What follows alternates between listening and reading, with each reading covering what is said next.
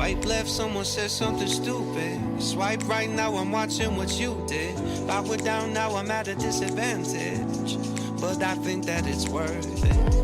I put my headphones on, I play my favorite song, I go to sleep and try again. Mama used to try and tell me no man is an island, but I think I feel like drifting away. Mama used to say tomorrow never comes, so make the most, but I think I am done with today.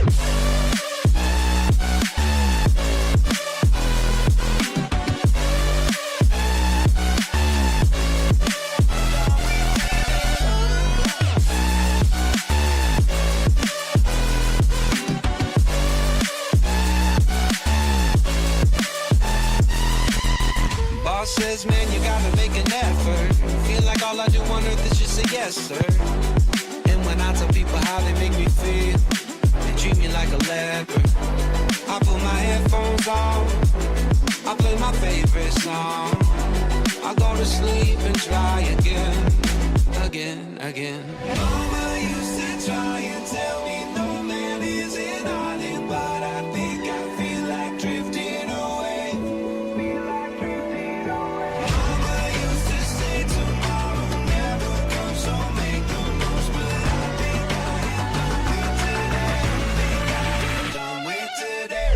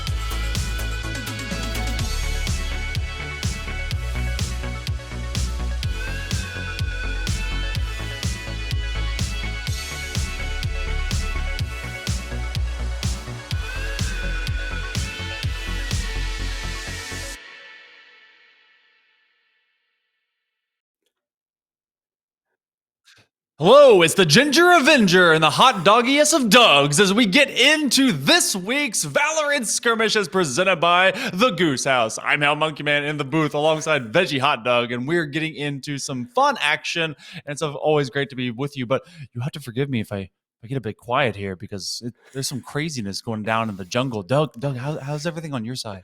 I mean, I'm perfectly safe in my house, so I mean, if anything happens to you, I will certainly phone the RSPCA to come out looking for you in the jungle. I don't know, are you a celebrity right now trying to get out? A little bit, maybe. Like there's a bit of renovation. If you can't tell, that is not the night sky. That's actually my new wall, and everything's getting painted into this. Also, I think something's attacking my dryer, so it is constant mayhem around here. I swear. Well, constant mayhem in your household, but we're hoping for some mayhem in tonight, some matches. We have Team Moose against Team Hardsey on Haven. And I mean, I feel like every time I'm on this broadcast now, I talk about how much I love Haven. And I'm pretty sure we've seen it with Team Moose last time. Moose is cracked, and we're getting to see it again. And honestly, I just love Haven, so I'm going to let you take it away from me before I start rambling on too much about it. I mean, Haven is fun. I actually just this last weekend got to be participating and, of course, casting into a LAN and see how people did reattack onto this map in different ways. And it seems that it has a kind of evolving universal concept to it. You can run to it with breaches and omens. And I mean, it also kind of just depends on what you want to take up space with when it runs with your duelists. Because I was very much privileged to see a couple that used a Phoenix and a Reyna pocket pick into this. So very aggressive for a lot of those flashes. And in fact, they played around that with an Astra. So there's a lot of movement that kind of really can be made with this 3-point map. And I know that we've talked to you a lot about it. It's one of your favorite maps. That seems to pique your interest. What do you like to pick onto this? I mean, I'm a big Breach fan, but you know what? I'm kind of liking that PRX kind of setup that you're talking about with Jing playing on obviously the Rays, but like Rays, Reyna, Astra. I mean, I love an Astra pick as well. I think anyone that picks Astra needs to be incredibly good at the game, right? You talk about like the smoker meta, very little people touch Astra because their abilities take so much brain power, I'm going to call it. It's basically IQ. You need so much IQ to play on Astra in the right forms. But I actually seen a little TikTok on this map that I want to talk to you about with Astra. So there's a way to play with Astra on the A site. You omen smoke. You go into your gravitational sort of world that you go into when you pull up the gravity form, and you can hide yourself in the smoke while the attackers run past you along, and then you just come out and kill everyone. So I'm hoping we get to see that tonight, but we're not going to because there's no omen being picked. There's no breach being picked either here, so I'm kind of disappointed with this. But you've got the Killjoy setups, both. Sova's been picked up again, which is a pretty standard pick, right? And obviously Moose coming onto that jet that we've seen that caused absolute mayhem the last time we were both here. Yeah, this is gonna be a fun one too because you do have the Phoenix that's being pushed in by Team Hardsey on defense, and so a bit of Sky opposite of actually Sky's on both sides, Sova's on both sides, so your initiators are pretty much the same. So this is gonna be a duelist v controller difference working onto this map, which will be pretty neat. And of course, if you guys are just now joining us, or this is your first time ever coming to the Goose House, this is a weekly, I guess, montage of talent that this community is able to provide. They do a best of 1 through a single elimination bracket, and we'll be running through this semifinal to see which of these teams between Team Moose and Team Hardsey will be moving into the finals. So, this will definitely come down to is their big brain galactic brain on the side of that Astra, not running in composite with a Omen, but I still think whenever you make those setups, I try to get somewhat smart with Astra. I've been trying her more and more in like the last few months. I gotta agree. I am not smart enough, at least right now, to be truly successful with her consistently. Yeah, it's the eco sort of that you have to work around with the purchasing of the stars as well, right? And using the stars to make out fakes or using them for the right abilities. You obviously have to balance between are you using it for a star, are you using it for are you using it for a fake smoke? Like, I mean, that's the biggest of IQs. Like when you put it down and you fake it, and then you either take space with it, or you're just faking what site you're going to hit. So that's something that we're looking forward to. I'm very interested in this Phoenix pick, though. I think this Phoenix pick could determine the matchup. Yeah, that'll be an interesting one too, because you get a lot of safety distance when it comes to working with a Jet. Jet out of Mhm. A is pretty much like one of your main duels. In fact, they can pretty much duel from distance for so many of these sites, because opposite of Lotus for our other 3-point or 3-site map, it feels a lot more kind of I guess longitudinal versus lateral. This one's spread Mhm. pretty much like a hamburger, but whenever you work with a Phoenix, you want to get into close quarters combat a little bit more quickly. Be very clever off of your curveballs. When it comes to Jet, she has the tailwind. She can make use of that Mhm. long banana run from A, and of course, same thing from C. So this really is kind of make or break off of that duelist. I think the controller into the Astra as well with the Phoenix, that could be a great re-entry, because they are playing. Team Heartsy is playing with those two on defense, and if they can work up to the Cosmic Divide, you Mhm. make a curveball flash through the Cosmic Divide to be able to utilize that ult, and then you can just have Phoenix go get free entry, and no one's expecting it because everything is just super muted. That's a great combination to work with. And I've seen that a lot on Pearl as well. Yeah, for sure. I'm expecting to see this Phoenix maybe push out on A long quite a lot, just to farm up that ult ability. You know, you talk about how Phoenix's ult doesn't take that many ult points to get, whereas in comparison to a lot of the other agents in the game, and his abilities, obviously, it's a very one-time use. But if you can farm that up as early as possible into the rounds and get that online, Oh yeah. it's huge, especially on attack. But on defense, you could use it for just purely intel or the retake ability. Let's say you're taking on to C, you don't have that breach for the Rolling Thunder because nobody's picked him. I don't know what they're playing at. But you pop it early, you run out, you get the info, maybe you get a couple kills, and then all of a sudden you respawn back in for action, ready to go. Like you say, you've still got the curveballs, you've got the extra Phoenix firewall that pops up. That can be so much useful as well. You talk about retake ability, that can cut a site in half if you use it correctly. Get back on, easy days, happy. But we do know, like you say, what that Jet is capable of on Moose, whether we're attacking up C long, smoking on top of generator, jumping on top of generator.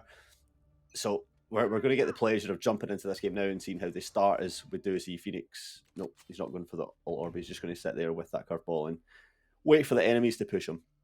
Yep, and that's pretty much what both these teams are going to do. They're going to dare each other to make that first move, and that's kind of the big draw when it comes to Haven as well. Who's going to go out and create some space as well? Because you expect the attack to do it. They're going to try and run into a default, which is interesting to see that the first one is going to go to B. It's going to be first blood given over to Holy as Bangers is dropped, and remember Bangers turning marshals into operators. Holy finds a couple, but they can't get the third. But it's going to be Boki Tarka with a Pathfinder just kind of hanging out in the smoke. I love that. Off of the stun, Heartsy's able to get another one, and everyone's basically dying out in mid.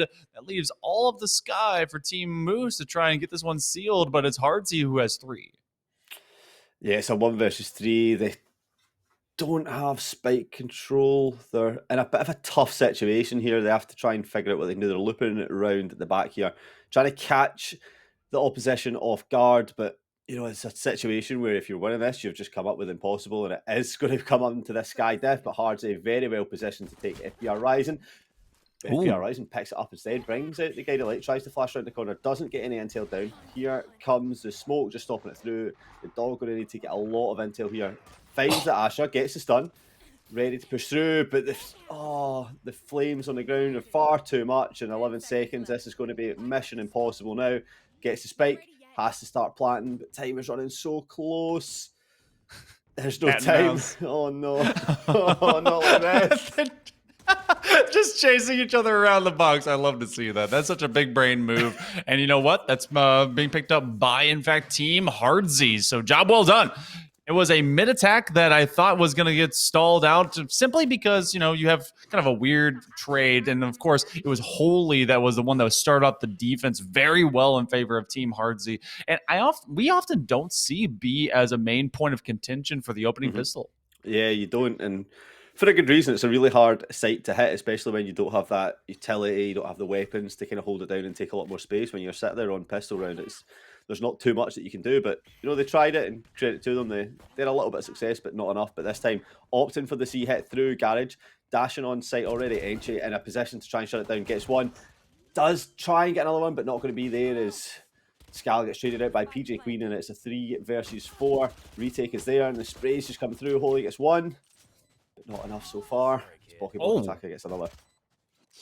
Boki is still existing with a giant set of boxes between them and anyone from the defense. So doing the best they can to kind of tick down some of this time, and a nice right click. They eventually are traded by Shinx that's able to get a nice Marshall shot on him, which you can fire that from the hip pretty consistently. I love that Marshall. There was one time I got a clutch up off of a Marshall onto to Lotus. I'm not going to regale you with boomer moments, but look, I was able to make it work just like Halo 2. But a good retake by Hard C in the gang. Their bonus is going to be somewhat weak since only 2 were remaining, but still, Moose does have Team Moose have to retract back after losing the first couple. They'll be looking into their bye round to see how consistently this one goes, and I do like the scrappiness that we're at least getting from these from this attack from Team Moose. Bangers and Moose, though, the namesake, they haven't been able to find some success just yet. No, but early doors, we have to stay with that hopium that Bangers is going to get a Marshall in his hand at some point. I don't know why he's buying that Vandal. Maybe wants to just warm up a little bit. But as you said, the money and the guns not really coming through to this round for Team Hardsey. So Team Moose will be hoping to capitalise on that as much as possible.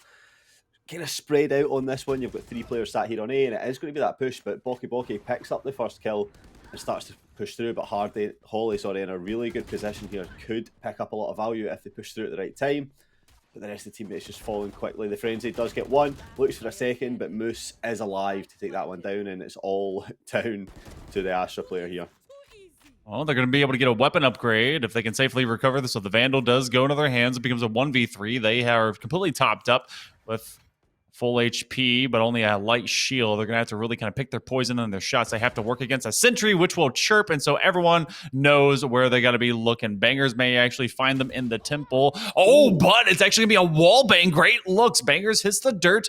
This timer is ticking. There is a chance to at least make this one very expensive because that's a lot of weapons on the ground. Moose eventually will get a headshot onto Inchy as they were inching their way closer to making this one an even more expensive round 3. But Team Moose eventually does get the dub. And look at Shinx for the moment floating on an op. Yeah, that was, just want to say, that was a really good round there coming in from Team Hardsey. You talk about how bad their eco was coming in, how little gunpowder that they had, but bringing that down to 2 versus 1 and just about losing the fight is very good economy. But like you said, Shinx bringing in that op on the Phoenix. I'm not sure how I feel about this. You've not really got any escapability, as I like to call it. Like, you get this one shot and Bangers, oh my days, Bangers picks up the kill. That is why he is called Bangers, because he does nothing but hit Bangers with that Marshall. It's just insane to watch. The op's on the ground. He's not even going to pick it up because he doesn't need it, right? There's no possibility that he picks that up. He says, I'll just sit with the Marshall. It's going to take your head off anyway. It's fine. And, they set up for this C-post plant basically just fully for Bangers just to control looking down with that Marshall in hand. And FPR Rising in a really good spot to get one, and does get one. But that gravity wall could be huge. Yeah, this actually is going to be massive because they're going to have the Cosmic Divide coming out. Oh, you already see the Swarm Grenades getting destroyed, and so they're going to play for Post-Plant Diffusal. Oh, no, actually, it's Boki that's in a great position. They're able to find 2. That was just one little yard, maybe a couple feet too far in front of the wall because they pushed through the Cosmic Divide thinking, all right, we're going to take the fight to them while the defuse starts happening. But Boki was all the way to the wall, just back to bricks, took down the first, stepped through the stars, take down the second, and a miscalculation on spacing is now going to give the last couple of our Team Moose and Hardsey in the gang are going to be on a Sheriff Eco. Yeah, this is them really onto the back foot again here as Team Moose ramped up the pace and ramped up the pressure onto this Hardsey team now. And look at that, 2 kills off the bat. He's flashed. How is Moose alive? What? Oh, the Seeker's really coming in huge, stopping the site there as well. But Moose is there to get one, and it's all down to Shinx on the Hardsey. Looking for a kill, does get one big kill, 2 big kills. And there's Bangers looking down that op, looking to play with the team as Spike is down. And Hardsey doesn't quite have that information, so backs off, tries to stay alive and maybe play into a different angle, unexpected to pick these players off. But it's going to be tough, Monkey. It's going to be tough. It's going to be very tough, but especially because they do have... Oh, they can see the elbow! That's 3! Oh, Shinx nearly turning this one all the way back around. And that was, a few good kills for him as well. Just able to click some heads. Running all the way back to that opening draw. you get the first kill, you get blinded, and then you can do nothing but updraft and pray, and then the Seeker comes through to defend you, and then that's ultimately what saves the life of the first. But then finding a couple of those entry kills was massive for the defense and giving Shinx at least a chance to be able to kind of re-navigate. Just a little bit too much of the big bows from beyond the box is going to get them dropped as well. And you still have that operator. This was a buy-up for the defense from Shinx, and it's being used against them especially, and that really gives them some power plays for either side, especially C. Yeah, Shinx pops that all early tries to get some information and a kill, but unfortunately shut down for them down B, and that's going to push them back just a little bit. And the defenders get some information on where this team is playing. Banger's trying to get an early shot, but not quite connecting. It's just pushing away now, playing a little bit more slow than we have seen coming in early doors. But Team Moose now starting to make some progress to A, drawing a lot of utility and players over to the C site with that op, making the hit think it's coming that way. But the Silver Drone is going to be heard by Shinx, and that's going to draw them over here as well. The molly down onto A is very good, but no one's really pushing from there. It's all coming from this sewers, and the pressure is about to ramp up. And no one's really checked this corner, and Hardsy's just kind of waiting. Oh, they do see one. In fact, they do recognize one another. There's going to be an updraft and an escape plan as they put the Cloudburst at the top level of sewers. So the renegotiation and rotation from site A does look like it's blending itself over to C, maybe even B as an option, but there's a lot of gadgets in Garage, so they won't have that one as at least a free play. Inchi is right in this box. They take some extra damage, but Cyrex will fall. Now just looking to finish the job against Moose, who had basically 2 HP in a dream. And now into the head as you get caught with your gun down. That is 3 for Inchi. And now that's a 1v4 where the attack had the chance. They're going to look for a wall bang. They do get one. The curveball is going to blind them. Pathfinder will find them, and then they will dine them. So that's 3 apiece through the first half of the first half. That was impressive. You know, I like the non-commitment to the over-rotate. Just Inchi left on site, knowing that they've not fully pushed A. There's no need to rotate all the way across and play with the rest of the team. It was enough for Holly and Shinx to put pressure over there. And then when it comes down to it, Inchi's perfectly positioned to pick up a nice 3k and just really hold down that site. And as soon as you get those 3 kills down, it's almost impossible for the attackers to get anywhere. You've got no players left. You're against a stack of 5. And in that situation, you either hit the world or you fall off, right? And that's exactly what happened. Ooh, the early burn of 3 ultimates. Bladestorm already activated and she's still in the same box, but they will be traded out as Bangers is able to find them. Boki gets traded as an operator from Shinx, finally able to find some of that investment. Then the lockdown, so many ultimates. We got to see 4 invested in the early 30 seconds of this round number 7. Everyone looking for the advantage. FP rising for that backside angle. They're not able to get any of it, and now they're just outmaneuvering them. What? How do you let them sidestep drop on you? That is not what you want to see if you're the defense and Team Moose. Oh my goodness, that FP Rising really rising up to the occasion. How do you have to pull off a reload, move about, and still get a kill? That is, honestly, that is unbelievable.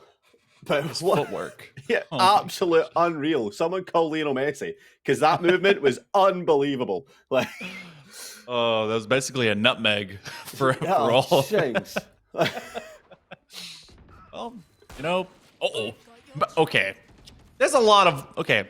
So far, so good for seeing everything from FP Rising. They had util in hand. Oh, and then a Bucky kill from out of Garage. Okay, Inchi is going to go a bit skeet shooting. So FP Rising's feet will no longer be a menace to society and to Team Hardsea as they're able to get deleted. The Owl Drone will identify that there is one backside defender on B. And look at PJ Queen. This is an eco round. They're looking for some weapons to give them at least some level of difference to try and take these fights, but it's tough to be able to inch their way out. They do find a Vandal. They're doing Bangers is taken down there as well, bringing us into 3 versus 3. Hardsy's team has been so good on these ecos. I'm pretty sure like every round they've won so far has been on an eco or close to it. I mean, you've got the Sheriff win with Shinx, you've got the opening too. Like they're converting these rounds where they're not really supposed to be, but Cyrex turning this one back, keeping this in a winnable position for them. But Hardsea with the Stinger picks up another kill. Says, nah, not today. Unleashes the Seekers to try and get the information.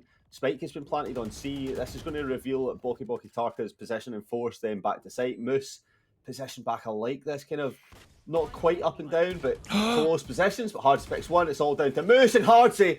The Sky picks up a 3K, tries to keep the team in this, has to get this Spike defused, and there's more than enough time as they equalise this one up at 4-all. And once again, the half buy and ecos are paying huge for keeping Team Hardsey in this.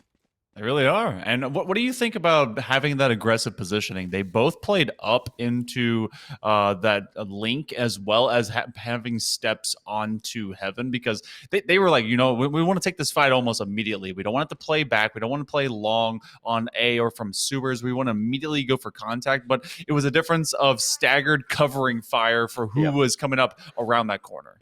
Yeah, I feel like the up-down position it kind of gets called as incredibly powerful, right? But when you're positioned back up on A stairs, you don't really have the vision. You've got to peek around the corner, and then you've got to get the timing perfect, and it's just not really great. I think pushing back kind of further into A spot, like defender spawn, might have been the play. Shoot down the Seekers as they're coming from Boki Boki Tarka, and then the Jet on Moose is just positioned a little bit better. But it's one of those rounds we'll never get to see, and you just have to believe me that is the better play, and I promise it is. Take that from a Gold 1 player, okay? And that's the play to make. It would have won that round. I mean, heck, that's a hell of a play. You should be a VCT coach. Okay, look, I would follow you. Okay, correct. Do on Twitter, so might as well into combat. But the first couple that also will be, I guess, covered down are Holy and Shinx. But Holy eventually is found by Moose peeking through window from garage. So as we go into round number 9 with everything all tied up with less than a minute to go, still just looking for their more favorable position. All the gadgets are on A, as you do have the Killjoy position for Team Hardsey. Cyrix is just going to make a dry entry, and now everyone knows at least someone is there. You have to run it back, and they don't want to be able to take that fight and take too much damage, and now they actually know that they were just nearby, so they're going to go and take that shock dart out to them as well. Bit of chip damage on that AoE. PJ Queen looking for anyone that may step too far out so they can take him out from Heaven, but it is Moose that's doing good Overwatch plays from Sewer, so now it turns into a 3v3 as well as Plant is down and the trades continue. Yeah, I swear we're on the stock market here with all these trades coming through, but Boki Boki Tarka brings this down to 1 versus 2. Enche looking to get onto site here is mollied off, so has to just wait down the time, and that time counting down is enough for the Spike. Gets spotted by the dart, but picks up 1 kill, looks for the second. Boki Boki Tarka repositions and gets the kill and runs away with their life as they put themselves back in the lead in this 5-4 position against Team Hardsey. But I have to ask, if you're the defending team here, it's 3 sites. You're probably going to lose the defending half. It's a lot harder to win these. Personally, I'm happy with 4 or 5 going into the attacking half here. I don't know about you, but do you still feel like this is good? I mean, I just saw it the other day, actually, where it was an 8-4 for the attack, if in favor of the attackers, and then bringing it back, it went 8-4 the other way. So like you were talking about, an attacking half bodes very well for a team on, as long as they're able to make that kind of separation. The fact that Hardsey is basically trading rounds with Team Moose is fantastic. I think that they have a good entry off of a Phoenix, as well as that works with some good cerebralness off of the Astra agent that they have as well. I think that's a slight bit more powerful than the composition, at least for an attacking style when it compares to Team Moose, because they're going to be doing a lot more smoke play. There's all the util blind, but you have a great entry going to site C as well, as Cyrix and Moose are able to clean up shop. They're going to be playing this one for long. Enchi was trying to move their way around garage, and now they're looking for a duel. They get it with a Bucky, and Hardsey is waiting for anyone to over-aggress into CT spawn. Yeah, Essential's really good with that Bucky. I like a Bucky myself, but it comes in a wine glass. But this Bucky is causing severe damage, much like the alcoholic drink. But it's in their favour this time, and they're trying to convert this eco round, but it's not looking too strong. They have the blinding light, they have the post-plant set up, and Shinx is probably just going to be sat here looking for some exit frags, take down this economy. They've done a lot of damage. They peek right now, missed the first 2 shots, and then just try and molly them off to stop them escaping this Spike that's about to explode, and has to try and hit some shots, and it's unfortunately going to be saving the Sheriff. Looks around now just to try and die, you would expect. Yep, dies to get the better round. I was going to say, if you save that Sheriff, you better do bits with it next round, but takes a wise choice, get the economy up and buy into the next round. If FP Rising straight up hit the chat and just told us, "I'm just better," shrug emoji. So just the reason they were just winning the footwork battles earlier, they're just better. So, and I believe it in those moments. And right now, you do have their squad up on top by 2. That is the first 10 rounds, though, as we got a couple left into this first half. And Boki really is kind of showing up as well.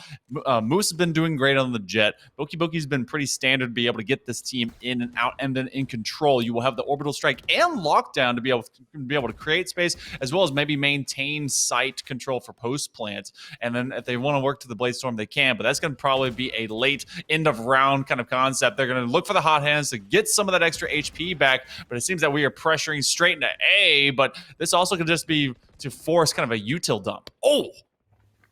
Yeah, the first kill going to Cyrex, and that's enough to say, hold up, wait a minute, let's go elsewhere. And that's exactly what happens. All the util now are wasted down on A. See all of Killjoy's alarm bot, nano swarms all down. There's a blinding light getting put down on A, but that blinding light will actually give confirmation that the players have moved, and this plant will just reconfirm that, right? It's going to be a hit on C. I like the possession here. You've got one held up in garage. Cyrex is looking to try and catch some rotates round on B, and he's actually joined by Boki now looking for these players, but Holly's going to spot one, and that baits out the shots and does reveal the position, as Brimstone also revealed there. Enchi waiting in garage, that dart's just going to confirm that, and this makes this a lot tougher. Oh, it's a little tougher, but for Enchi, no, not at all. They are just level on those headshots, and you do have the Seekers that are expended. FP Rise is going to try and use a guiding light because they do have a protection from down and distance. That lockdown a little bit too far away, and so now you have one stuck in Cubby, and now it's a Cosmic Divide. They have to take that fight. Do they have the Swarm Grenade on? It's just going to be a hard defuse, and they're going to be able to stick it because they have 2 people watching over their shoulders. Why would you run straight into a beggar still wanting to go kill someone? But it's just going to be FP Rising chilling from well beyond that starry-sided wall and hard C. That, look, you're talking about they revealed their positioning out in mid. That did allow for at least the idea to shove hard from B all the way across back to C because all the numbers weren't there. And then Enchi just took care of business in Garage to make it even bigger and badder and stronger, and they did it. Yeah, I think if Boki Tarka and Cyrex had a little bit sort of, it's better timing, right? But if they were a little bit slower on the push into garage, they don't get caught out by Holly, and then they have that really nice pinch, and like you said, it allows them to slow down. The Astra picking up 2 huge kills in mid. Enchi, you just massive play and massive win, but this time gets taken down, and a push will sort of assert itself into garage a little bit more as Moose is looking to pick up Holly and does get the headshot with the Bladestorm, but Harge is going to take out Cyrex at the same time, and it's trades all over the place. This is 1 player left. PJ Queen looking to take out the 3 remaining. Does get the first one, that's the first step, but it's going to get lost in the Hellfire, and Boki and Moose have the spike. They're just going to head over to C, plant, and then wait for this nice little post-plant setup, maybe take garage control. They'll just play a little bit safe. There's not too much that they have to do to win this. PJ Queen is so low. Spike planted. You'd say it's a little bit of that Hellfire with Brimstone, if you will. I'll be here all week, maybe just for the next hour or so. Team Moose, they're looking to go 7-5 if they can. There are no more ultimates. Hard C is just going to have to dry peek into this. You do have a smoke hanging out from backside box. They haven't cleared corner, but they don't need to from our perspective. PJ Queen is just going to play for the duel. See if anyone's just going to peek out from it. Actually, they're just going to go straight up into them. You know what? This could be the biggest brainless move, but they got to be able to get this straight from the Cubby, and they can't cover 2 corners at the same time that they're going into a wide open space. So 5-7, first half is complete and in the books. The next one on the way around, but I mean, some stellar highlights, honestly. You got to see some great, like, just control. Team Moose had ideas, and they didn't play overly just kind of hard-nosed into sight. They were very willing to rotate away and look for open sites. Yeah, when you have that jetpack, you often just see explosive C hits coming through over and over again, or jumping into B mid, but you didn't quite see that. You've seen a lot of, like you said, patient, slow play, deciding where the util was, reevaluating and not being afraid to back out and re-hit another site, waste the utility elsewhere and go long. So it'll be interesting to see how they play on the defense. Are they going to just waste time, stall out as much as possible, and then very much play for retake? You see them early doors looking for that info on A, does get some, and yep, straight away backs out plays for life. And just heading up into heaven. I like this. They're playing a lot of slow moose, looking for a lot of intel, but walk straight into the 3-stack, waiting for the aggression. And that's just going to allow such pressure to put down and C. But Bangers could have the capability to stop this with an Nanoswarm, the alarm bot, but only good for one. Bangers is able to at least get one, and that alarm bot was chasing them, but they hit a solid wall. FP Rising has been playing around Shinx ever since they dove all the way from mid up into doors. Boki with the ghost, so they're able to finish off Hard C. This becomes a 2v3 and Hard C in the gang. They want to make sure their attacking half is at minimum just as good as Team Moose's was on the previous. Why would you jump? Oh, I guess so you can get a kill. Oh, God. Unbeknownst to me, it's a Sova duel. The two Russians facing off. And it's going to be Team Harzy that does come away with it. Holy, just a little bit better in this pistol than Cyrex. And they'll grab the first before they buy up. Yeah, Holy was not rushing those shots, took the time to get the kill, and starts to bridge this gap a little bit. 6-7. They have a chance to buy up here and equal this one up. Team Moose shouldn't be too disheartened from that one. They done well, 1 versus 1 at the end. They'll be looking to do as much damage, like you said, as possible on here. But 2 Bulldogs have been brought in and a lot of Spectres. I mean, the Spectre can cause so much damage, right? That's going to be nerfed soon with the running gun being disappeared. But Moose tries to get aggressive here and gets spotted, has to use that dash to get away and just escapes on 14 health. And will have to run away to fight another day, but that dart is going to reveal position, and Moose just has to flee sight, but chooses to stay and fight instead. I mean, he saw what Inchi was doing in the same box position before. They are eventually traded out, and Hardzy and Shinx are able to get massive value because they do have the Arsenal diff. Guiding Light is going to prep out. They're going to try and make that into a big push, but the cloud actually disperses just to expose them a little bit too much too quickly. Boki in a dream, but that one's going to be left behind as they had a Shorty in hand. And Shorties, you know, they're going to be more expensive on the other way. That you have 150 cred over to the 300 here soon. And what an escape plan by Moose to just go into Cubby and then come on back. But eventually everyone did fall, and a fairly healthy bonus will be working here in the round 15. Yeah, picked up the friends at the end there so that could be, well, it looked like it was going to be traded across, but instead Holly opting for the Sheriff. Seen what Shinx could do earlier on with her Sheriff and wants to one-up that, looks for a big play. Flash coming around, so that's a big reveal. Everyone's spotted out there. Lots of darts coming in. And they think, nah, they know we're here, let's just retreat. Let's hit elsewhere, slow it down a little bit more. Start to take a bit of mid control and play for it. The Guiding Light coming down. They know Moose likes to peek up mid. So that's just going to reveal that no one is there this time. And they just try and fuel this game out as they play on to this. This is kind of a peek and see. We saw the same level of patience out of Team Moose whenever they're on their attacking half. It does look like we will have at least a conga line set up to hard run straight into B. You do have the Marshal here on the Bangers, who's been able to hit some stellar shots before. Looking to break some of that extra armor. They get some blind spray, and then she's able to get rid of Bangers as well. PJ Queen hits the dirt as B is contentious, too contentious for the likes of Team Hardsey, and everyone is dropped. But there's 4 very hurt players out there, and we've been able to see them do fairly well to be able to just kind of ruin anyone standing in their way. They got a Bulldog, but they also have a Temple, which now has a giant bullet hole-shaped object moving through it. So Team Moose does grab their third, or rather breaks the normalcy into this half, and so we'll see a gun round on the other side. Yeah, really well positioned there from Cyrex, takes back sight and just sits there, and that allows Enchi just to walk about trying to figure out where the players are, but turned their back at the wrong time and, like you said, just gets a bullet through the skull, falls to the floor, and the round is over just like that. But we see Team Hardsey able to buy up here. They'll be feeling a little bit more confident that they have the guns to take the gunfight. The Blinding Light's just going to pull out, try and reveal anyone down A long, but no one is there this time as the drone tries to double clear that. Seekers coming out to find the information on where these players are.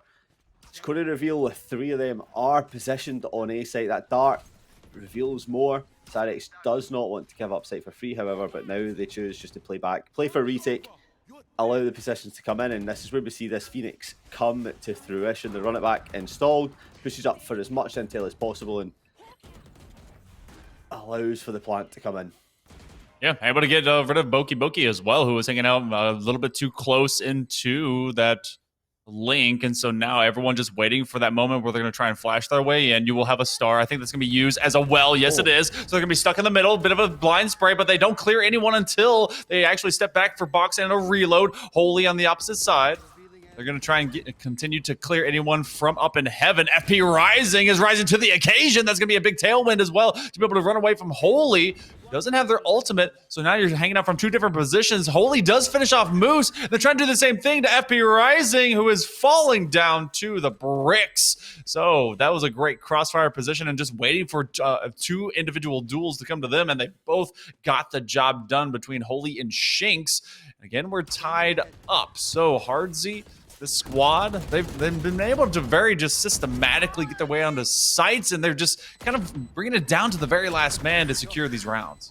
Yeah, it's very back and forward. The rounds are not quite determinate. The gunfights are very even. It's a great matchup to watch. You know, no one's quite pulling away. Often you see teams just absolutely run away with it, but this is as close as it gets. And so was that shot, just missing ahead of the opposing player, but that sucks. Just going to keep Banger in there, and that allows the rest of the team to push up so clean. But Moose has their back, able to shut down the attack peeking through the smoke.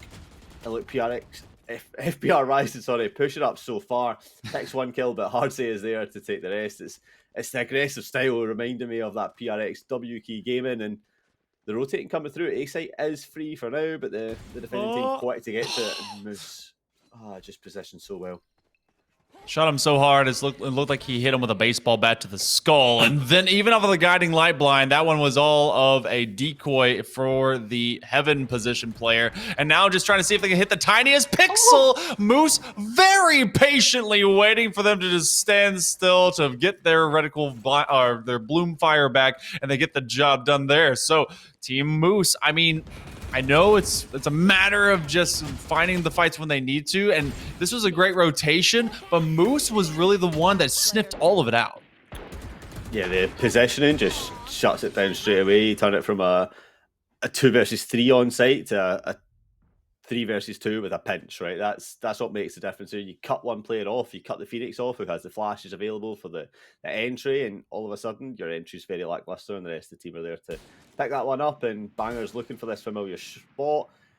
Does try and clip a little bit of damage, but not too much as Holly runs away with their life. And look at this push. Hardsey picks up one, tries to get the spam, flashes around, looks to take more of an advantage, but Cyrex is there with that Phantom to pick up that kill as well, and says, you might have got one, but you're not picking up me. My team is still very much in this at a 4 versus 4.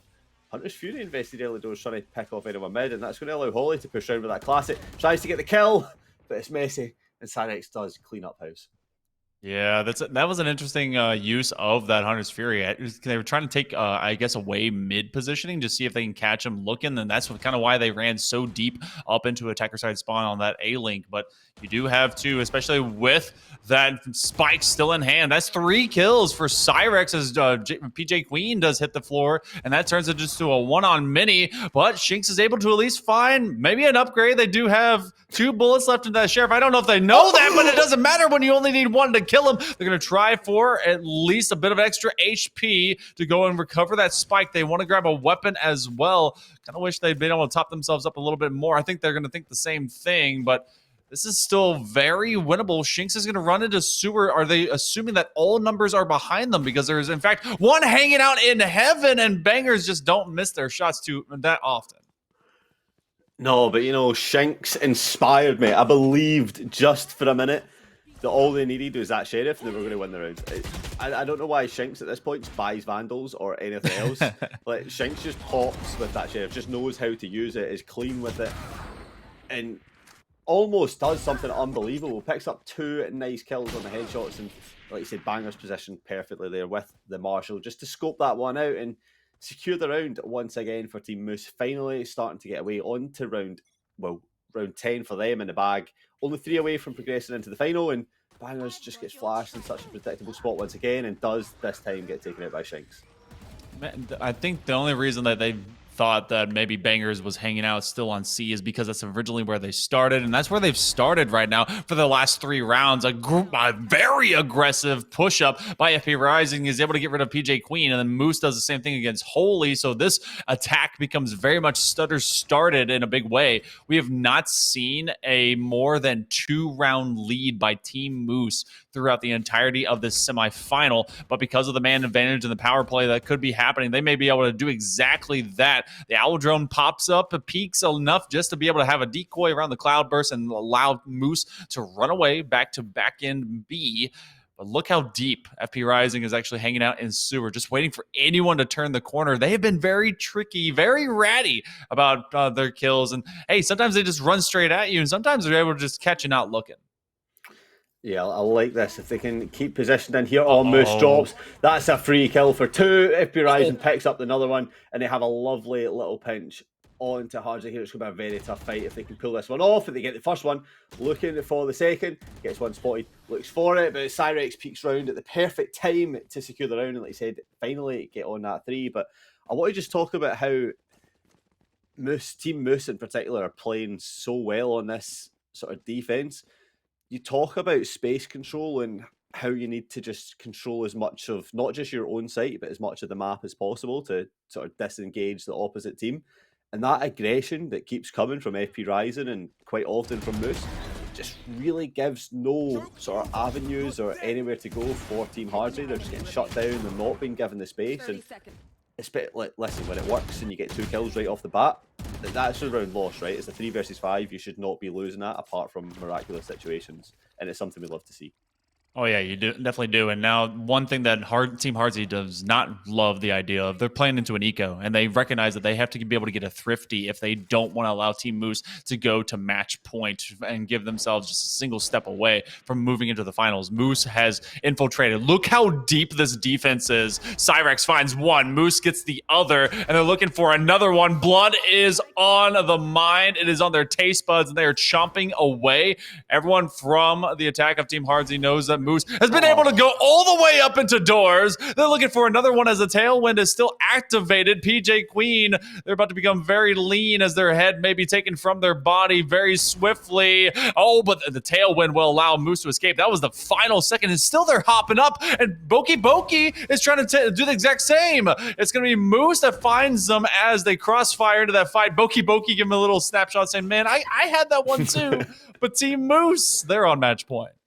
Yeah, this Moose is really starting to stand tall now and show just how good they are. 25 and 12 on this jet. Bladestorm is available once again, and the Bladestorm just actually such a big weapon, and actually a timeout being called in here from Cyrex on this side, which is interesting as that is. Team Moose maybe just wanting to calm the team down. Maybe there's a miscommunication of players deciding what's going on here, but for you, Monkey, what are you thinking? What do Team Hardzy need to look into this and do slightly differently to get themselves, 1, back into the match, and 2, not allow Moose to win another round?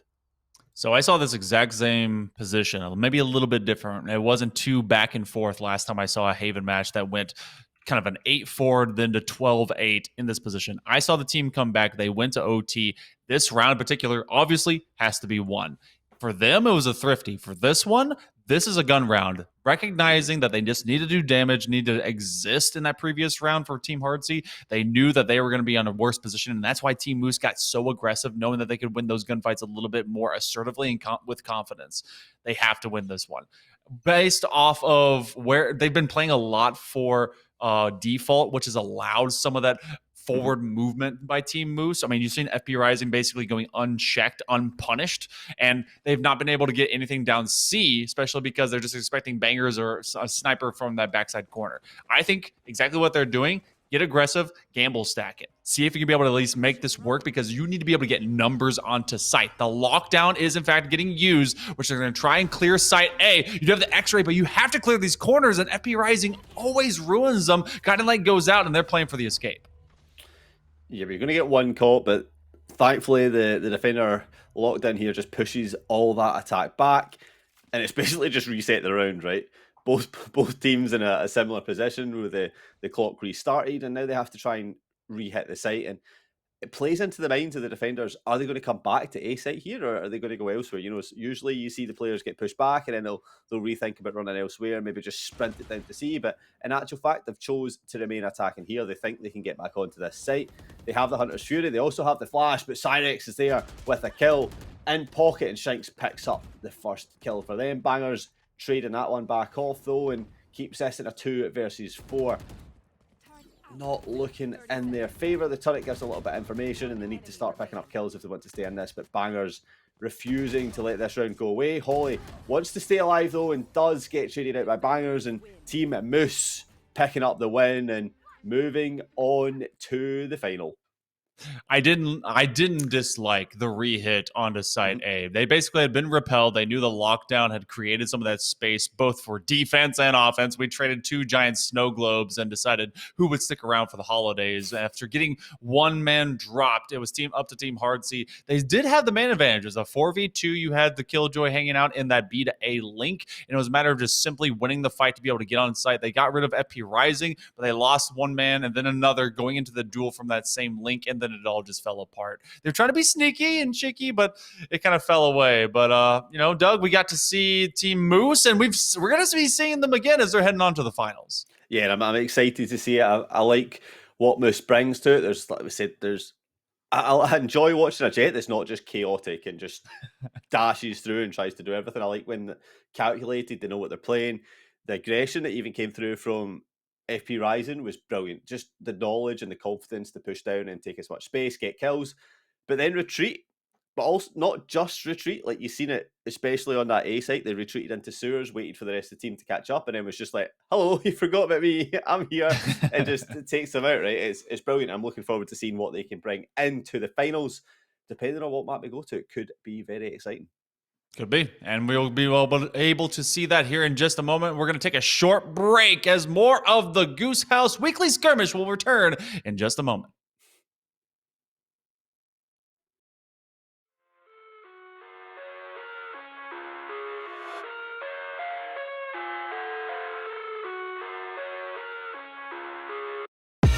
I live inside my own world of make-believe. Kids screaming in the cradles, profanities. I see the world through ice covered in ink and bleach. Cross out the ones who heard my cries and watched me weep.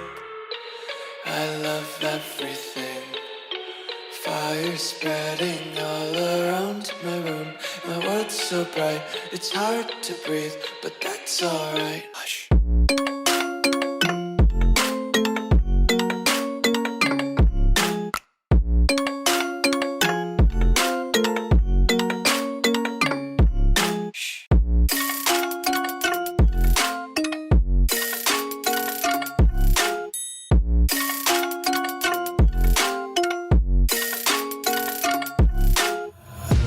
Take my eyes open to force reality. Why can't you just let me eat my weight in glee? I live inside my own world of make-believe. Kids screaming in their cradles, profanities. Some days I feel skinnier than all the other days. Sometimes I can't tell if my body belongs to me. I love everything. Fire spreading all around my room. My world's so bright, it's hard to breathe, but that's alright. Hush.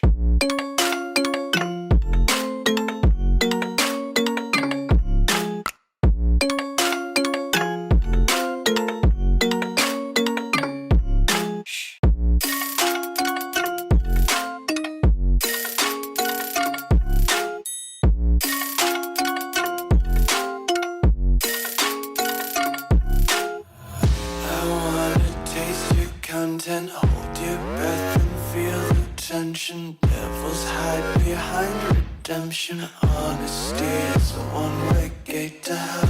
I want to taste consumption. Breathe faster to waste oxygen.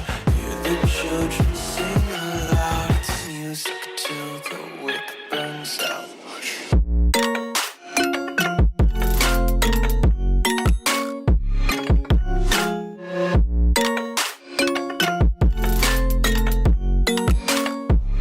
Just wanna be carefree lately, yeah. Just kicking up daisies. Got one too many quarters in my pockets. Count 'em like the four-leaf clovers in my locket. Untied laces, yeah. Just tripping on daydreams. Got dirty little lullabies playing on repeat. Might as well just ride around the nursery and count sheep.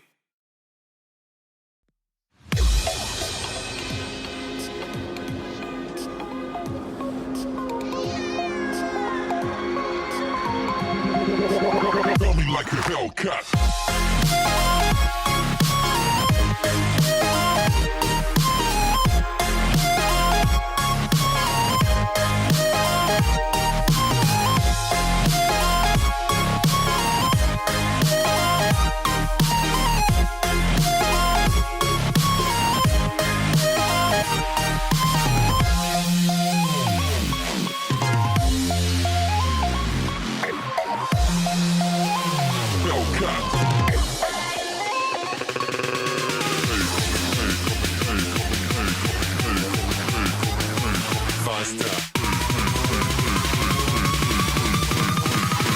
Coming like a Hellcat.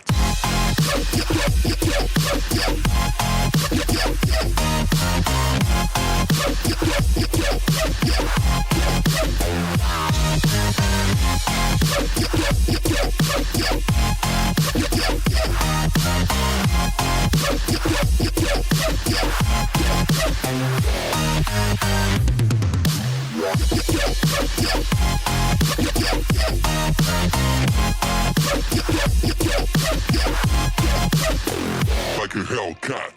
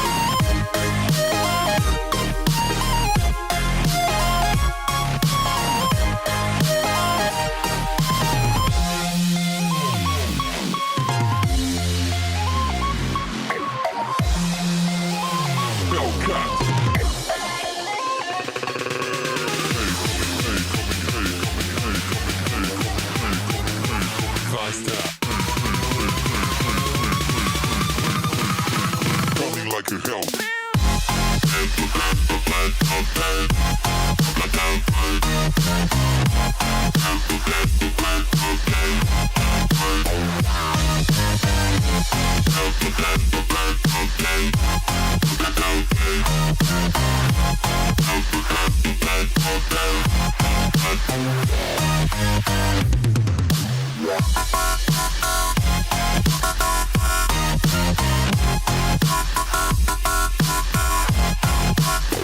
Like a Hellcat.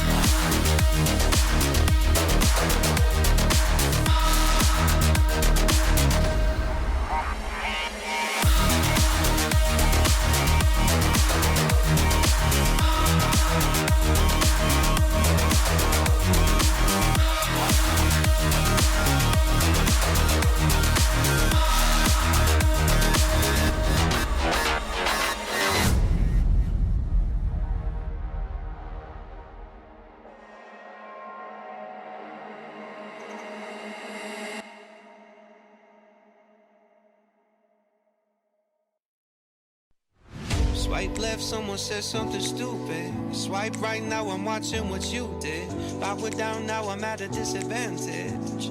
But I think that it's worth it. I put my headphones on, I play my favorite song. I go to sleep and try again.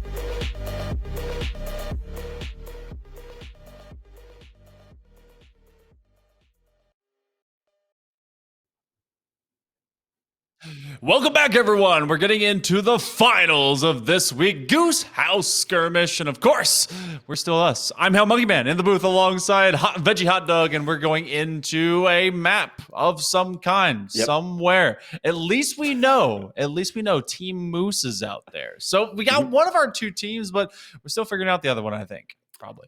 Yep. Waiting on Prod confirming who we're actually watching. If I take a quick glance here, I would guess that it's Team K9, which has got K9 is obviously the team leader, the manager, the coach, the in-game leader, the inspiration for the team, followed by GR Winch, Tuna Onigiri. I'm just butchered that name, but whatever. Luke and Pitbull themselves, Mr. Worldwide, is in this team. So I'm looking forward to seeing what Pitbull can do, and Mr. 305. Sorry. Oh my God. I'm aging. My brain's not working so much. I'm confused to why you're in a jungle. I can hear the birds flying over. The geese are flocking, and it's distracting me. Okay. I mean, if you want, hold on. If you really want that to be real, we have some time. So here we go. Just for everyone's enjoyment. This is what you get to now have. So this is actually what Hale's listening to. He's just got a really good noise blocker that stops you hearing this from the other side. So just be grateful that these things exist. All right, we're gonna turn that off. We're not gonna have that going on anymore. Oh my gosh! All right, so it is in fact confirmed. Thank you so much to the awesome Prod. Which, by the way, if you have not thanked them, you better thank them because they're the one that make all this possible. We could say words, but not with them be able to put our lovely faces onto the camera, and of course, getting to the game. I believe that's the Shezzy, Jay, and Embry that are able to do your Prod, your tech, and of course the capture for the game. So it's gonna be Moose versus K9, and then we're still going on with the veto. So Haven looked pretty good. We're moving into now the new map set. Have you adjusted well with seeing it, Veggie? Like, because honestly, seeing Icebox's departure and some of the changes coming up, especially for mid-entry, for some of that, I like the development that obviously Riot has been doing for so many of the map changes, and it seems like we're getting some of that with Pearl. What do you think about that coming up? Yeah, I quite like the fact that you've got little, I think it's down B side, which has got the long side, the little steps to jump up on top of the box. Like it's almost like a kid's play part. It's got one box and then another box and then another box, but it doesn't go too high that you can fall off and really cause damage yourself. But it reveals another angle for that op that is very often being held down that way. Just to get up there, more players, like you often see like your Jets or your Omens jumping on top of the box, but every agent can do it now. You just do a hop, a skip, and a jump, and you're up there. And then the box at the top being made slightly thinner. It's nice changes. I've seen a lot of sort of positive comments back from it on Twitter. So I'm gonna lean into my Twitter box that people like, when I wouldn't have an opinion myself. I'll take other people's opinions, and so far it seems good. I think a lot of people have said that, oh well, this map was already kind of defensively minded, and now it's has an even greater advantage. But I think this cuts down and forces the creativity for a post play and hold, especially from long, to be more contentious because screens opposite for the defenders now has a chance to actually have a sniping contest against the op, and you can't just kind of slow climb a ramp into it. But opposite of Pearl, we're going to be able to see all those changes going into 6.11, which if you didn't know, and I just had to look up, is going to come up on June 6th. So that's when all the big changes do come right around. But this one is a map that pretty much everyone continues to dislike, and I actually still like it. It's fracture. Not quite the split decision that Split was, but fracture has really kind of divided some of the community, and those that do like it tend to like it in weird ways. I don't know. But Breach still works pretty well here, so Breach Gang rise up. Yeah, I'll stand up for that. Breach is phenomenal in this. I mean, we could see Astra on this, right? We could definitely see Astra again. Yeah, I feel like Astra's viable. Feel like we'll probably see Bangers playing Killjoy because I think that's all Bangers knows how to play and what to play. Probably picking up a Marshall as well. Duelists. Now, I believe we might have spoken about this, but I'm going to bring it up again anyway. That Okay. I was recently listening to a podcast. I believe it was Platchat that were talking about how teams that pick up Neon win Fracture. How do you feel about that? Because it's not something that you constantly see enough of these days. I think a lot of teams have faded away from that, but Neon on Fracture seems to have a very high win rate. Neon works great into not just a burst composition, but because there is a lot of, once you get onto kind of the BNA platforms when you've entered, a lot of free and open space to really navigate. And I think that works because if you get into Brim, then somehow the Neon go style is even faster, especially off of the stem. And I've seen that work as just a crash and kind of cash grabs mentality, especially into A. They have the walls to be able to kind of give themselves that lane and come through as well. I think this map is either a patient one that can be done from distance. I mean, we saw a lot of Chamber before whenever they kind of dominated. There are a few buffs on the way, by the way, that's going to give Chamber some extra push. So that may come back as well. Jet is still good. Raze allows for some of that counter push. I've seen Raze, Brim, and Neon combos that I never want to see ever again that just they hurt you. It's just a troll composition. But I agree. I think Neon allows itself as long as a player is kind of used to how the movement works, especially into attack shooter. I think that can work super well. But I personally haven't played a lot of Neon in Valorant, mostly because if I'm playing Neon, I feel like I'm playing Apex Legends, and then it just messes me up. Yeah, you focus too much on your movement of just trying to jump about like crazy, and it doesn't work. We don't all have that Apex. I mean, I tried playing Apex I think it was like last month, and I was just stood there like slowly turning around, just getting absolutely dominated. It was not the one, and that is exactly why I don't play Neon either. But we're not going to get to see Neon by the looks of things. We have this double duelist potentially coming in for Team K9 here, looking to bark up the trees with Jet and Raze. Killjoy, Breach, and Brim coming in very sort of. The rest of their comp is very sort of standard, right? You talk about your smokers. This is probably one of Brim's best maps, like you said, with the stem, the smokes, you can cut off a lot of angles. Breach, I feel like, just has to be used on this map. The stuns and the flashes can be so good, and Killjoy just to control down sights is probably better than Cypher. Although Cypher wouldn't be too bad to control your flanks, but Killjoy probably just about trumps that one up. Over on the side of Moose, we have that Breach locked in from Cyrex, opting to go away from us over this time. The Dart's not able to provide as much sort of info. It's not as open almost and doesn't have as many angles that you can play off of. Brimstone getting picked up again by Boki once again. Moose continuing on to the Jet that can just do so much. And if you rise and picking up the Sage healer this time, deciding not to go for Sky.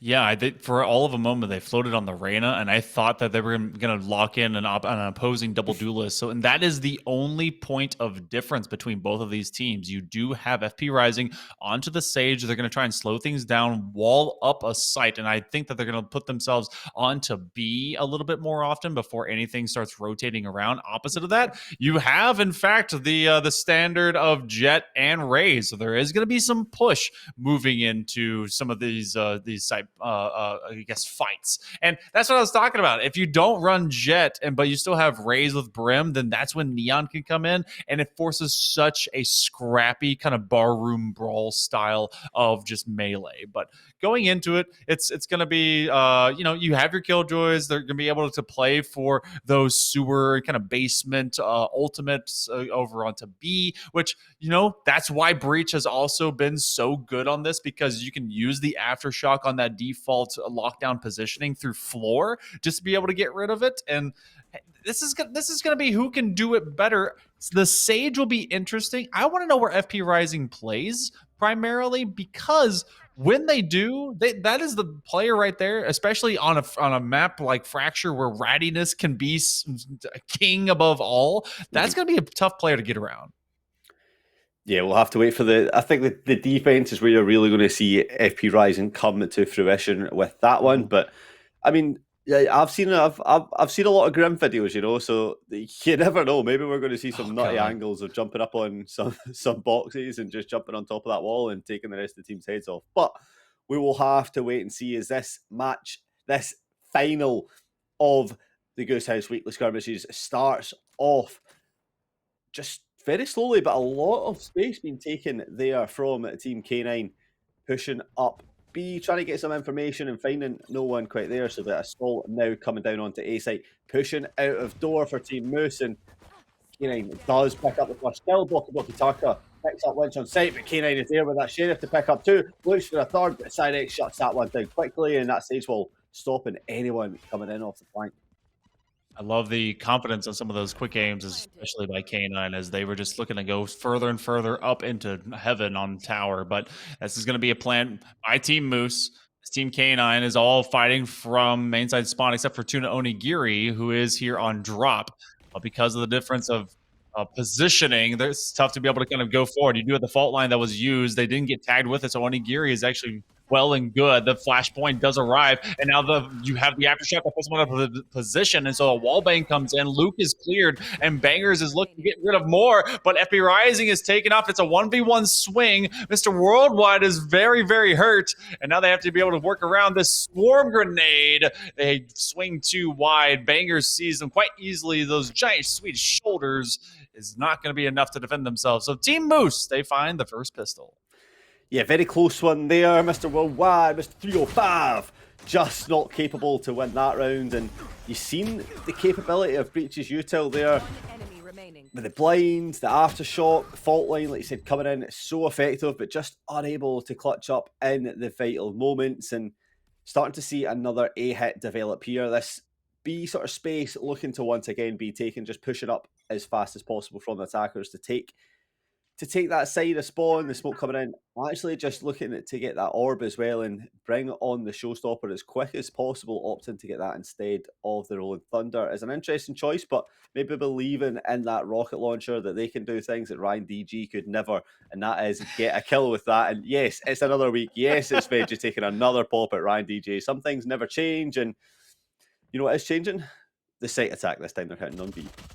Oh my goodness. Antonio Onigiri had all of a classic. They're going to be cleared out, and that ult orb is in fact going to be grabbed. You know, I bet they have that Ryan DG good old clip of them missing that rocket straight up from Split. I know that can be queued up eventually, but the time being, Team Moose, they will be able to get a plan. It's a 5v3 as Moose is holding a very tight angle, and it does look like they're coming from all in CT side spawn. Everyone's getting funneled, and they don't have much in their arsenal because of the buy-up situation Team Moose puts themselves into. Team Moose, rather Moose themselves, are going to go for a wall bangs. Wench is able to get a headshot and finish the deal as Moose hits the floor. Boki does take care of business, and this becomes a 4v1. You have just a little bit in your back pocket, but Boki finds the third. So first couple, slightly expected. Took an extra few seconds, but this one is picked up by Team Moose. And only one Spectre falling. So not the end of the world there on the economy side for Team Moose either. You know, you talk about converting these second rounds, and that's probably a decent one for you, right? If you're going to lose a player, one with a Spectre is probably what you expect, and carry that Bulldog in as well. So if this sticks, I know that this ends up being kind of the buy for Team K9, but for just all of a moment, I saw the operator. Yes. Okay. So this is a big power play. This kind of investment working into round number 3 is huge, because if K9 doesn't come away with kills or a round win, then that's going to put them on the back hill slide of this eco for a long, long time. The tailwind is in fact activated. They're able to get rid of bangers. The fault line is going to slow them down. They're going to be able to escape, but now they're facing off against everyone entering, and K9 does eventually fall. That's bad news for them, but that's Team Moose that's lost at least a couple in their numbers as the plan is beginning. Yep, and Moose picks up a nice headshot there onto Luke as well, and Cyrex possessing himself so tight that fault line is going to make contact, but almost gets the kill down to not only Giri it down to sort of really low health, 47 HP. The op has been picked up, but Mr. Worldwide says not today and gets themselves back on, and the op will be recovered as well as around. And that was a lot closer than it should have been. Look how low two of the players' HPs are there. Very much could have went the other way, but Team K9 hold strong, keep the leash on, and don't go too far away. 2-1. Yeah, so the bonus is lost and the operator is picked up. That was a sweaty decision to make, but you know what? It's going to go into different hands. Everyone's juggling it. Luke decided to just kind of put his hands on it for all of a moment. We will have a rifle round on the other side as Moose is making some decisions. Maybe they want to maybe get themselves a half shield and just kind of go into this duel, which that's a very powerful kind of not just weapon, but also kind of play to make. Really assuring a high investment weapon is not lost into that third round, and that your team does go forward with a good kind of standing and to play against Team Moose, because they're going to have the bye. That could have been a huge decision to really kind of make a mistake with. Yeah, and trying to explore now with that op, but not really going to find anything. The first kill, it does go in favour of Team Moose as Cyrex picks up that kill. Mr. Worldwide feels the pressure. It has to just push back a little bit. Moose now going underneath, trying to get more. Cyrex finding another kill, taking it down that breach. That's a lot of utility. It's taken away. The post plant isn't going to be as easy to try and get back into it without that breach. The flashes, the fault line not quite there. And this starts to look a little bit tougher for the side of Team K9. You have the Sheriff still alive. Falls down to 2 versus 1. The op at the Sheriff, not weapons, known for getting back on site, but they have to believe they can get back into it. The Phantom spotted out, but Luke is in a tough position, and look, I don't think he's going to win this. No, they're consistently thinking, all right, I got to play for making sure this stays in my hands. They're going to be able to get the Phantom into the hands of one. K9 is looking to just stay back. And so this is when you don't go forward and are able to make some of those massive plays. You do see the peak, and that's going to be a takedown of FP Rising, and suddenly it's looking doable. Luke is able to get 3, and it becomes a 2v1, and it was all been Luke. One big shot that's going to be found. I think they have just enough time to be able to get this defuse off, and yes, they will. So just when it looked bleak, K9 was relying on Luke to come up as a big player. They did. K9 finished it off, and that's going to be a 2-2 spread across both sides. Man, K9 was dipping with that all. K9 was ready just to commit to the save. He called it yourself, and then Luke was like, hey, what do you mean? This round is not over. There might be 4 people left alive, but I'm just going to get a 3K and sprint onto site, and that's exactly what happened. K9 picks up the final kill, picks up the defuse, and that is a huge round to win. It looked like it was over. And, you know, not just the economy damage, but the mental damage that is going to be causing. You should not be losing those situations. And Luke did not care for any of this and wanted to fight for it, and did fight for it, and picks up the round win. Now we start off into this one. A bit of pressure being applied onto BK9. Looking for some early op peaks, and does find it this time. Gets the opening kill and retreats just at the last second for that dash. Yeah, that tailwind was very much about to tick away, and now they have the Blade Storm that is just laid to rest as Moose did use a good eco ultimate, and because this is a couple of rounds lost in a row for Team Moose, that is a stellar ultimate to have in your back pocket. And if you are on the attacking side, I don't believe that you're going to use a Rolling Thunder. You have both Rolling Thunder and Lockdown to really open up space, but because you have such a power play against you in favor of Team K9, got to see what they can whip with the K9! Oh, just a new belly button for FP Rising. They've not been allowed to really get onto site for a while. So Team Moose, they're trying to play this one slow, but they're just losing these duels at first contact.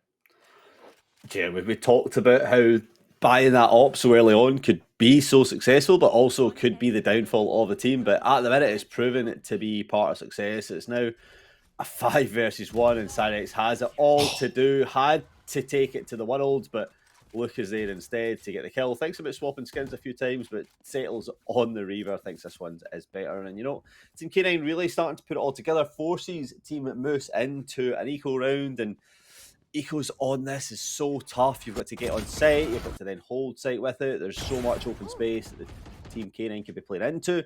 That op is just going to come in so much useful. They have the lockdown available. they also have the Blade Storm should they have to bring it in and sort of take a fight that they don't want to with the op. But so much util available for Team Moose here, but it's whether they choose to invest into this eco round or not. I think if they were able to get maybe one rifle or two, win up on a couple of 2v1 turns, they might think about utilizing their ultimates, but ultimately this is just a kind of a fat eco as Winch and Onigiri able to get big value. You have the Frenzy and now a Vandal in hand, and this starts to become thought processes because you do have a 3v3. Make it just Chu as Onigiri is hanging out defensively from drop, and that's a weird position if you're an attacker to have to go and take those fights, but it's also one that Moose thought they could win. Oh, Winch is gonna reload. No, they're just picking up guns and they're just quickly juggling around between whatever kill machine they want to put into their palms. Team K9, they find a fourth one. That's a fourth in a row. Again, that one was all of Team Moose onto an eco. They didn't buy too much. They bought just enough, and they did get the numbers off the board. But this duel, Moose was hoping for that second kill on drop, and that could have been the turning point. Yeah, it really could have, but you've got to talk about the focus areas for Team K9 here. The way that they're taking different sides of space and really committing to holding on it early on, we've seen the B site sort of rotate up to spawn, get the orbit and hold from there. And this time, really just holding on to dish control for as long as possible. And it commits to it really well. The Rolling Thunder being converted onto ropes, but isn't going to hit anyone as the shots just quite get missed from K9 here. Has to try and reposition. Blocks away and does just escape with a life, jumps on top of that box and a lot of spam coming through, but that Rolling Thunder being committed, not finding anything, the Hellfire now coming in, not finding anyone either, and K9 picks up that opening kill. That's two huge ultimates used and not finding a single thing as Winch picks up a 3k. I don't know if that was a kill in 2 nano swarms, but really it does the job, and Team Moose falling apart so quickly. Yeah, that's a lot of investment for not a lot of payoff. You use payoff. Yeah, not at all. There could be one if they win this swing. Everyone basically knows like where Bangers is, and they're definitely not on the map anymore as they will be grown into a tree with the seed of doubt planted for the success rate of Team Moose to continue, and they are now stuck in the cycle of suffering as they may have to save again. You do at least look at the idea of some buy depending on what their kit's going to be looking like, but just funneling from 0 straight to death. Smash Terms have navigated into Valorant because they were kicked off of the stage. And look how rich Team K9 is. This could basically persist for the entire rest of this first half. Yeah, they're saving up to not just buy a house, but to buy a whole country at this rate. They are ready to invest in their future. And at 5-2, they're looking good. They should be taking this one into 6-2. Like, they have 5 ultimates available as well, just to play around with if they feel like it. Faultline ready to try and stop anyone pushing up on BMA, but no one quite falling into that side. You only have the lockdown and the revive available for Team Moose, so maybe look for an early fight and then just get that revive off. But Onigiri, such a good positioning, finds one, and it's actually in a good place for the trade should it come in if FP Rising decides to push around onto this. I'd be concerned about always pulling up your gun when you're going to be peeking around an open space. And then I like the repositioning by Onigiri. They are going to get tagged out by Moose, and the revive does come through. That one's been called out, so they know where the numbers are at, but a big flash also does come out worldwide with the flash point, but they, even with 2 accomplices blind, they're going to be stuck up here in tower. It becomes a 2v5 as the rotations for Team K9 are very much spread over to A. They're trying to go all the way to the attacker side spawn. That's Moose that's just trying to be able to take this by the horns and guide his team forward. The plant has not been committed for default. They're actually going to be planting for stairs. The wall is put down as well as FP Rising is looking for some of those kind of side-to-side duels. They and Luke are sharing a wall, but this one can be walked up all the way in tunnel as well, and K9 has the tailwind up and ready. They're going to be sided out. Cyrex is put to the floor, and so is K9. Moose finds a third, and Wench is looking for the lockdown to maybe get this one back. Yeah, that's a huge lockdown. That's just going to kill so much time. Should get onto site, but Moose just refusing to give up. But Wench also looking for the ace. It's ace versus ace here. As Moose picks it up and gets themselves back on. You know they were both feeling it. They both wanted that ace coming in so big, but Moose stands tall once again, refuses to let this team run away with it, and really stands in the way. 5-3. keeps the economy just about okay. Has to buy up and swap around some of the money there to fully buy into the round, but needed that round. If you like, if they lose that round, it would have slipped so far away, Monkey Man. But here we are, still very much in this. Yeah, that was huge. Honestly, that was kind of a big decision play. They do have a lot of ultimates on the side of Team K9. The Blaze Storm actually comes up for Moose, who was able to find pretty much every point for it in the previous round because of that ace. Oh, the fault line is going to actually stun one, but they won't be able to get rid of any as they do cover down with Winch to be able to get back to their raise. The couple that is shipped is going to be able to stick together. So Team Moose, they found a round, but Team K9 looks like they've been able to bounce back. All the gadgets are at the entryway of A main, and now they're just kind of checking outside door for a rope, maybe to be able to kind of push themselves on. They have a lockdown if they want to position themselves for it, but they're facing up against a tight wall to try and get that one on site. So Boki, they're gonna open doors, see if anyone's peeking around ropes, and look at the positioning. You still have 2 on B. They are not at all pressed to have to go and help out because of this 3v3 happening on A. Yeah, they know their team are very much capable of it. That alarm bot's now going to give a little bit more information. The wall is put up, and Winch just can't quite convert the kill this time as Bangers wins that battle of the Killjoys, and Epi Rising finally makes it on site to start the plant down, and now the rest of the team start to rotate, coming in as reinforcements. That's a huge ultimate as Epi Rising just gets stuck in the fryer, and Chino Onigiri investing that showstopper in as well, but doesn't quite find anything. Then Molly misses.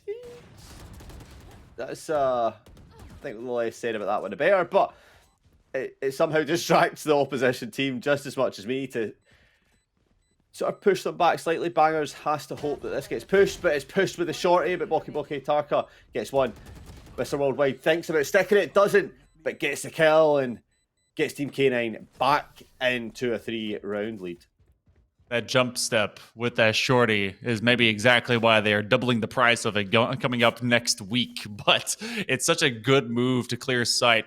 One player that really hadn't given a lot of kind of kudos to, because we've seen the consistency of Team K9 overall and some of the key clutch ups. Winch is 15-5 right now, 3.0 KD, and they're the one that defended Tuna Onigiri in that corner slot outside of Dish. They were finding a few extra tags as well as they were trying to run in through, but man, they've been doing a great job just being able to kind of stack up the kills and really stutter start any of these attacks by Team Moose.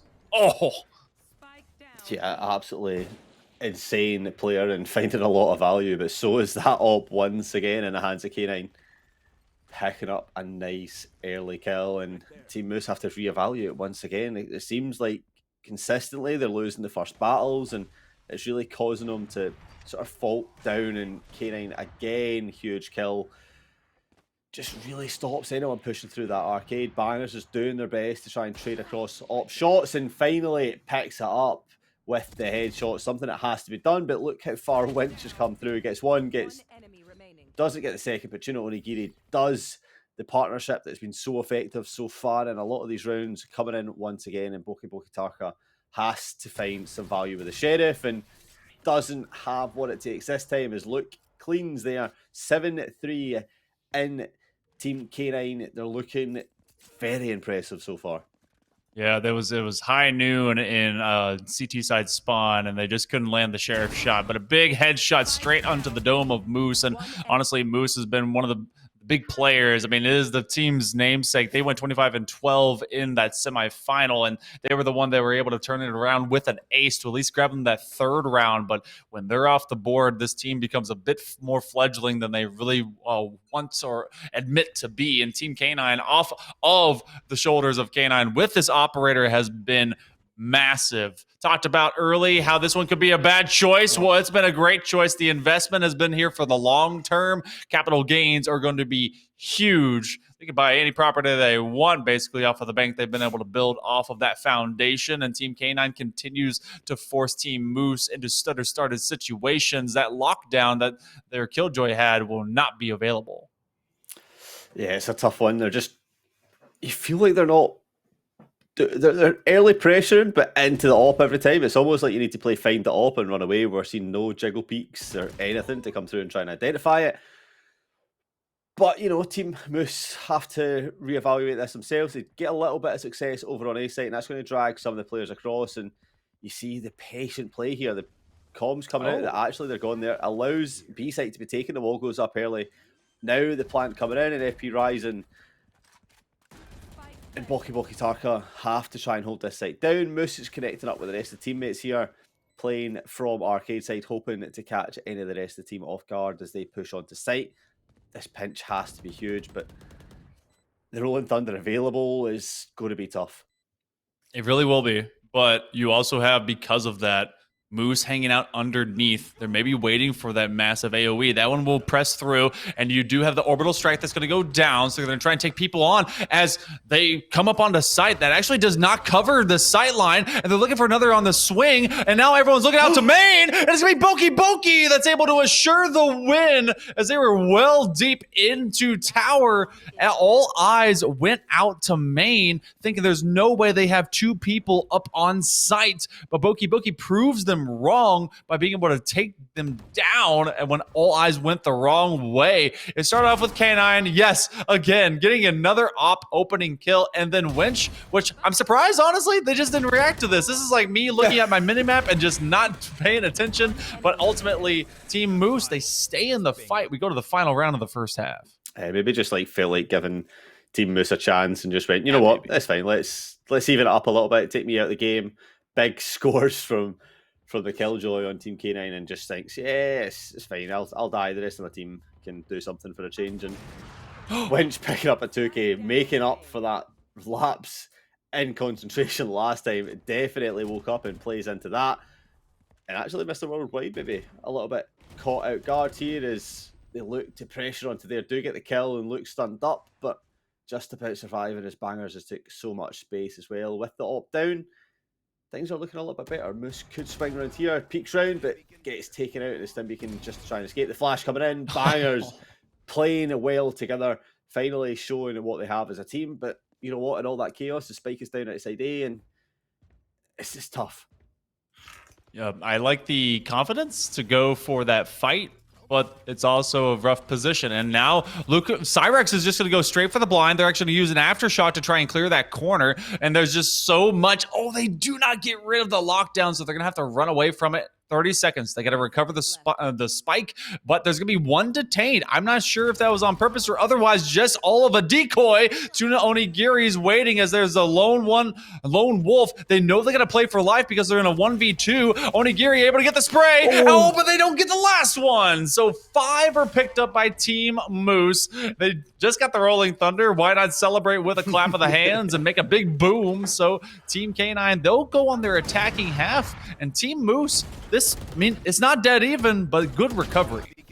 Yeah, it started off so well for Team K9 there. Double kill at the start to bring that to a 5 versus 3, but just not able to hold on to the spike as the rest of the team challenged in areas that they didn't necessarily need to give up the space for. But, you know, it's 7-5, good first half. They switch across to the attack this time, and let's see if Winch can do just as much on attack as they could on defense. But now you start to look to that K9 and Tuna Origiri to be a lot more impactful and really get onto site and take as much space away from Team Moose as possible. Yeah, this is going to be a weird one. I think, honestly, like you and I saw on that defense of Haven, FP Rising on the Sage, that was a weird one. I mean, not a weird move. That one was a decision between either going to a duelist. I think they were floating the Reyna, or being defensive and having that wall. Now that they are defensively positioned, they're able to kind of make, you know, any of these hard standpoints, especially on pistol rounds, that would favor them. And if they can be able to slow down the attack of this double duelist just burst they have from the Jet and the Raze, they may be just fine. But there is some hard positioning up into B main. You do have one sneaking underneath in sewer, which I wonder if Tuna Onigiri is going to get caught. Moose is doing a bit of a patrol onto attacker side, north side spawn, and then as the wall goes down, Onigiri draws first blood. Oh, that's so unfortunate for FP Rising, getting caught out by their own wall, falling, and Tuna Onigiri in a perfect position to capitalize on that one. And now Moose has to try and swing through arcade, but the position is being watched by Tuna. If they can find this kill, it'll really stop a pinch coming through, but not able to get it. Mr. Worldwide tries to swing, but pushes away, and Moose now starting to make progression. Dashes in, but doesn't quite get it, but Pokey Tarka is there to get the refrag and trade that one out. Spike being tapped just to try and bait out some players. Cyrex picks up a big kill. Luke thinks about putting the molly down, but gets caught out by the pressure from Cyrex, and that allows a nice defuse coming in. Team Moose picking up the pistol round on this switch of half. It makes it 7-6. Yeah, and that also allows them to not have to spend extra dollars on another molly. So, hey, you know what? You tried for the duel, you lost it, but you get to keep some cash going into the next round, and you still have all of a round remaining. But great looks as Team Moose. Their defense, I believe, is going to be very stout and strong to have to deal with for the remainder of this forthcoming half. It does look like we've navigated with Team K9, at least for the moment, to go from north side of this fracture map. And if you're just now joining us, we were in the second half of our weekly skirmish finals as presented by the Goose House. If you want to get in on these, make sure you do. You've got chances to do it and more going throughout every single week. You just got to be able to join the Discord. That's going to be discord.gg/TGH. And of course, have some fun with us. Come out here, shoot some baddies, be a baddie yourself. I don't know, just have some fun. But Team Moose, they are in the buy-up situation. They're going to try and use the best of that to get themselves an advantage as well against Team K9, who was looking really good on their defense. So maybe Team Moose is built for the long haul. Yep, and they're in a marathon to try and win this round, but they've really hit the wall. You know, the Sage Ball is stopping them push through onto B. Oh, I hate myself. But they're really stopped and paused here. But they've been patient to wait on the wall collapsing, and now they start to move. But Moose has got quite a bit of space here. Big stun on rope. You have the aftershock to clear anyone that's hanging on the other side. And there's a lot of util dump that's coming in because they're trying to just get through with frenzies. As they do get plants to happen at box, they're going to have flat spray. And this becomes a 5v5.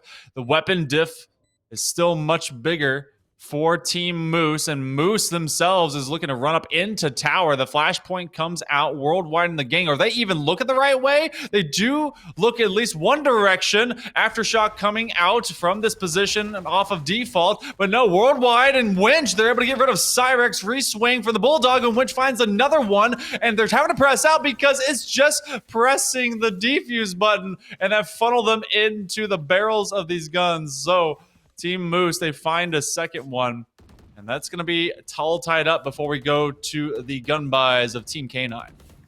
Yep, you've got to credit Team Moose here. They looked like they were really falling apart and kind of losing their way in this matchup, but winning the last 4 rounds in a row, they'll be wanting to win this one, but it's going to be tough with the buy that they have coming in, the Bulldogs, a couple Spectres, obviously some Light Shields and some Frenzies, but they looked all but out, and they fought back, dug deep, brought up the receipts that they needed to keep themselves in this, reevaluate the strategies, and tied this one up to make sure it's gone, and playing really aggressive here. Could come in huge as Moose picks up one. Cyrex picks up the trade, and that takes it to a 3 versus 3, able to pick up another weapon, and it does take some pressure off, but Banger's holding down sight, finds one, finds two, and it's a 1 versus 2 just like that. It's all falling apart. Team K9, only one left alive, has the spike, but is getting pinched down as they look to get this orbital strike online with that orb after a plant, but it's perfect. FP Rising, oh no. Oh, they're smart. Wait, okay. They were smart enough to have gun up and looking, but to not look at the shallower corner to their left. So a 50-50 choice, and that ends up being one that they just can't walk away from. So this one got a bit chaotic. I love the positioning also of that the swarm grenade. That just kind of cuts you off straight from the skull, and even if you're not getting affected by it, your vision is in this very much tack shooter game. But we go into our next round, so the bonus is gained, and now you have a weird situation. They could play around a hero rifle if they really want to, but it looks like it's gonna be sheriffs and light shields across the board. And Team K9, they've not had a good attack. They have not, but the Blade Storm has been activated. We've seen the shots that K9 can pull up, but it doesn't matter. Moose hits the shot this time, and that nullifies a lot of the threat, and Moose is back at it once again. The Renegade Master picking up 2 kills, gets the healing, dashes away looking for more. They were hoping that something could get started from topside over in Dish, but instead, it's almost been able to give us basically the end term of this chapter as you have 3 hanging out on A, but a Killjoy with bangers and all of their gadgets kind of just chilling is a terrible sight to see if you are an attacker, because everything is going to chirp, explode, and go off, especially when bangers makes this quick spin. Oh, that's going to be a bit of damage. No! Oh my goodness, they commit to it, not thinking that all of it was just going to be on top of them. So the pain shells do clear. Oh, but a 4K almost immediately by Moose themselves. They did the dirty work out on Dish, and then they finished it off right underneath. You think just for a second that K9 are starting to make some space and some headway onto site into the round. And Moose is like, hi, remember me? I'm still playing. Bye-bye. Yeah, it just falls apart so quickly, doesn't it? Yeah, it does. And Team Moose, I mean, because Bangers, I thought, was in a great position. Maybe they revealed some of their gun barrel, and maybe they just knew, hey, throw them into the corner, make sure we clear everything before we go anywhere. But this will be our first real rifle round going into this second half, because we've been, on the buy bonus? We've been on a couple of ecos. So we got to see if Team K9 can come out the better of this. Otherwise, they could be doomed for the next 2 rounds after that. Yeah, they really could. They keep pushing on to this A site where Bangers' positions well. We've seen his setups come to fruition, and we see Moose just causing mayhem once again. Goes off this time, doesn't get the kill with the nano swarms, but does take out Onigiri. And that's going to do some damage as well, but doesn't quite stop the plant as it does come down now. But Moose gets it at the last possible second for the spike, and Mr. Worldwide stuck in a 1 versus 4, not going to find anything. His team at Moose are running away with this. They're sprinting away. They are looking very dominant on this defense. They're just not allowing any time or any sort of setup to develop. And the only way to give themselves more time for Team K9 is to take this time out. Otherwise, Team Moose have been dictating pace of play, and it has been brutal. Like, I know that this game is basically rated with ESRB and everyone to be able to kind of dictate their own online events, but this has been very graphic. They've been able to just clothesline them whenever they just want to get the bomb plant. A little scooch to the side, Brimstone thinking he's fine, and then Moose comes running through him and gunning him down. Team Moose is looking so good. They have not dropped around on this second half, and Team K9 is going to be just blasted away, looking at another eco and possibly allowing Team Moose to get to 2 away from a series win. Yeah, I don't know if Team Moose have been watching some most motivational videos, because it was running away from them, but they were down, but they were definitely not out. Just like Creed, they've hit the floor, but they've got back up, and they are swinging big and winning all these rounds coming in. Looking unstoppable, and Team K9 really need to have found the adaptation into the winning factor for this next round. And honestly, I don't know what it is. They've tried pinching from both sides, and it's been shut down by Moose. I don't know whether they try like a default and just play for picks over both sides, but something has to give, and it's definitely not a love story as Team Moose looks strong and able. Yeah, you remember Team K9, they were doing so well because K9 really led the way. Got to wonder what that timeout was really talked about. They were able to have the operator in hand. They've not had enough credits to their name to be able to have that kind of power weapon, at least for a long-term investment. And you can't really do that anyway for these attacks. So they can't play to their favor, and they were hoping to walk out with at least 8 rounds, especially on a defense that was looking so primed. But in a 7-5 ending half, it has been sprinting, as you said, Veggie, for Team Moose. It was comfortably at 10-7. They've got at least the one ultimate. No, they got 2 with a lockdown and the orbital strike. K9 is able to get rid of Moose after Onigiri dropped, and FP Rising is able to create some space as well. They do not find the spike, so they have to think it's an opposite on the south side of B. Yep, but it's just slowly making its way underneath, and FP Rising is in a position to potentially shut this down if they get the timing, but gets spotted, and Winch takes a shot, which actually reveals the position there themselves, and FP Rising just has to play there. The stun doesn't quite connect with anyone. FP Rising pushes round, tries to get the first angle, but instead just wastes a little bit of time on this witch hunt down, but Winch finds the kill, and all of a sudden B site's a little bit more watched over. Bangers trying to control main. The smoke's coming down allows them to push up onto site uncontested here, and The molly's all popping down, but not finding anything. Look a little bit messy, but does get the kill. And Mr. Overway picks up 2 kills and actually stops Team Moose getting too far this one. Oh no, the timing that tattletale by the turret is actually going to be the death knell for Boki because there was 2 very hurt agents and 1 slightly healthier. So you're going to have a counter timeout being expended, and that's FP Rising that actually slowed them down. They just revealed themselves too much off of what was a 2v1 swing, and I honestly expected the rotation through attacker side spawn going to A, but instead Team Moose, they have been running with all gas, no brakes since this half began. And finally, as they give up a round, they decide Team K9, they got everything about them in order and they were able to take that win. Let's calm ourselves down and let's make sure we get back to what we were doing before. And let's check out the Ultra economy. You do have a lockdown on each side, which we could see Snow Globe Madness, and you have 1 Blade Storm for Team Moose. They don't really need it because their eco is pretty strong. That could be for later. Opposite of that, the Showstopper and Orbital Strike could be huge for either entry or being able to just post-plant and hold it. So their Team K9 is still in a strong position. Yeah, I'd quite like to see a blast pack entry coming in. You're seeing at the minute both Raze and Jet tying up together over on the opposite side. So maybe that's something that we're going to see, a nice little pinch play. You see the tags coming in, playing through where they're looking to be aiming and clearing out over where they're hitting that B site.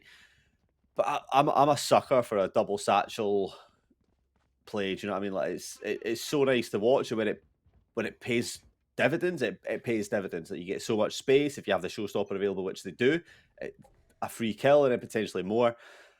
But instead, we're going to see a little bit of a default hit coming through. Moose getting caught out by that fault line and almost actually hits a no-scope with the operator, but just escapes with their own life. And FP Rising shutting down the showstopper. And we're going to see any shows getting stopped tonight as that kill comes in and looks for more. But K9 is hunting as well. Smells blood, and that blood belongs to FP Rising as they fall to the ground. It's 4 apiece agent-wise. I mean, FP Rising's blood now belongs in a doggy dish, all for K9, and they're going to be able to walk away with it. So 4-4. Showstopper may not be the most powerful tool in the weapon set for Team K9 there. They're going to just kind of keep that for later. The lockdown is getting positioned. It does look like they're going to be kind of wrapping around to B. Is this all of a decoy play? Cyrex is able to get rid of K9, and that is rough for Team K9. They will walk away. Lockdown is expended. Why not get a free plant while you have it? But look at this very aggressive positioning as you have them all the way down in sewers as well. That's a 2v4 as Wench is able to get cleared by Cyrex. And now with no longer a threat in the basement, the flashpoint comes up to see if anyone steps up into rope side from tower. And Luke into the boxes. It becomes a 1v4. You have the Aftershock. They know that's the positioning, but the Blade Storm gets popped by Moose. And they shove a kunai straight into their skull. And that's going to be an 11th picked up by Team Moose before we head to round 20.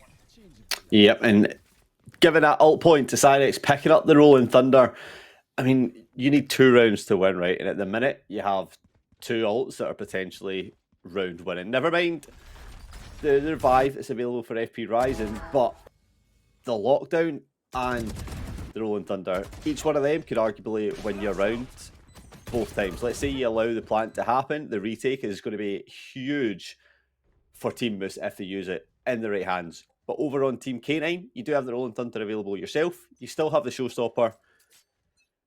And you have Brims from the sky. I can never remember that name, but it doesn't matter. It causes a lot of damage, and it comes from the sky. It's a big beam that comes down and does damage. So that can be used for a post plant if you get it yourself. Maybe you get to avoid the lockdown and the Rolling Thunder coming in from Team Moose, but we'll see what these teams want to do. It's a little bit more patient, slow at the start, waiting for someone to take that first battle.